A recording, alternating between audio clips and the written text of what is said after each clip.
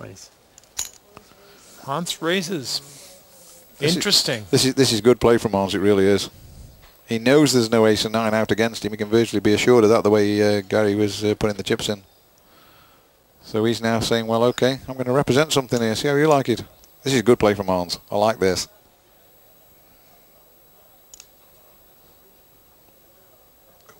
Well, Gary calls him, which is also good play. I mean, okay, let's go, he says. Both players have upped the game. And Gary Collins has got very lucky, hasn't he? But Hans tried to outplay him, and Gary was in front, made the correct call, and now look what's happened. Now this might turn it some. Let's see, because it makes the pot look like it could be split in Hans's mind now. 2 aces, 2 nines, king kicker. But actually, it makes aces and kings for Gary Collins. So let's see this one be played out. Well, he's checked him. That's incredible. Let's try to call. That is incredible. He's paid to hit the card, and then when he's hit it, he's done nothing. He played fabulously up to then and could have just extracted perhaps a bit more of a bet out of him. So again, the chip river just meandering on, back and forth. I mean, that graph looks like a guy who was painting the side of his house white and then fell off the ladder, and it's dragging down the side. Oh, we're seriously hoping he gets back on that ladder as soon as possible, but let's see what's going on. Oh, okay. Say the Swede and the English. Ace 5 now for Gary on the button. Yeah, ace of spades, 5 of clubs. He just calls this time. Yeah, you know, there's opportunity to raise there. And each time, opposite him sits an involving hand, but 5 in Hans's hand, but the ace kicker in Gary's hand, so they're counterfeited on the 5 there. Here comes the flip. The flop. The flip-flop. The flip-flop, yes. We're down on the bitch again, Mike. And it's a 7. So we're looking at the usual classic where the ace-5 could have raised and taken it, and he doesn't, and the 7 in the opponent's hand, which is quite weak, now is second pair.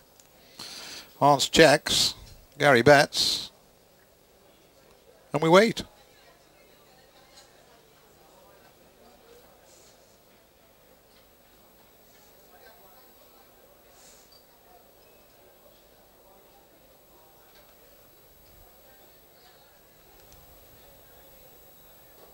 Is he going to take the 5 over the top?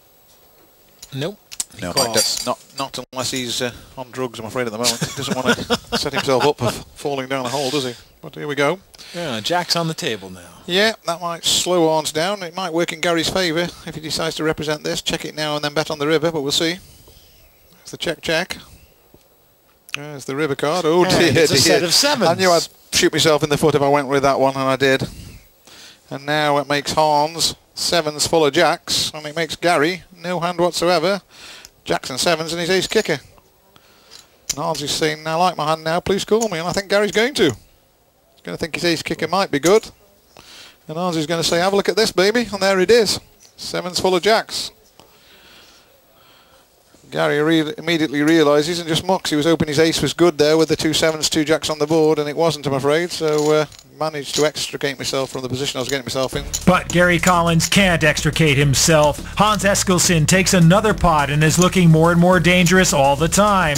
We move on to hand 72. Eskilsson is on the button. 10 of diamonds. Ace of spades. So that's a nice hand for Hans on the button. Probably raise it, but let's not predict it just in case. yes. I think so. God, we've got one call right. It's quite hard to call the plays ahead of these players because you don't really know how they're feeling and how they're thinking, to be honest. 750, and Gary Collins is holding a king and a deuce. And he's off the button and is going to re-raise. This is interesting. This is aggressive play, isn't it? There's no rhyme or reason, but it's a good play. 15 more. 1,500 more. He's saying to his opponent, I like my hand, I've got something. He has got something. And when he's done this before, he has had something, and he showed him the cards each time. So now this could be a little method in his previous madness. Yeah, but it takes for play from one to bring out the sort of better play from the other. It's unusual, this is. It's intriguing, but unusual. Let's see what Hans makes of it. It's about a 2-to-1 lead for Hans Eskilsson. He doesn't know that, of course. Of course he doesn't know it, because his opponents just said, your hand's no good.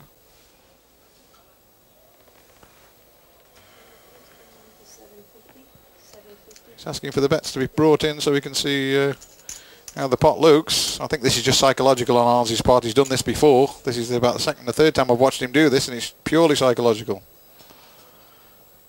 Now we might start the chit-chat with Gary. This is another one of his ploys. Let's see.